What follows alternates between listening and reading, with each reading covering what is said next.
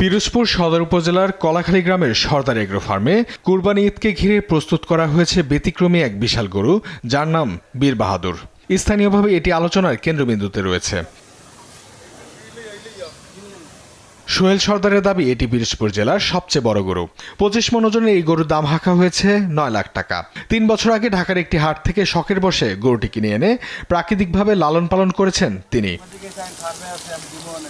গরুটির বিশাল আকৃতি ও বিশেষ স্বভাবের কারণে এটিকে সামলাতে 5 থেকে 6 জন লোকের প্রয়োজন হয়। খামারে আরও 12টি গরু থাকলেও বীর বাহাদুর সবচেয়ে বড় ও মূল আকর্ষণ।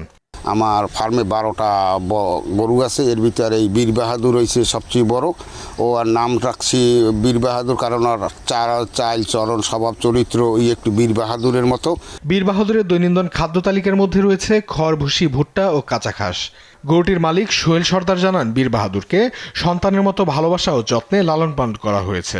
ফার্মে ঢোকার সাথে সাথে গরুটা যদি কোনো সমস্যা থাকে বা কিছু আমি ঢুকলে বুঝতে পারি যে গরুটার এই সমস্যাটা আছে, বা এই গরুটা আমি সাথে ঢোকার সাথে সাথে আমার সাথে আসে, সামনে আগায়, ওর মাথা চুলকে দাও, ওর এই করে দাও, তাতে গরুটা একটু চুলকেলে গরুটা শান্ত থাকে, ভদ্র থাকে।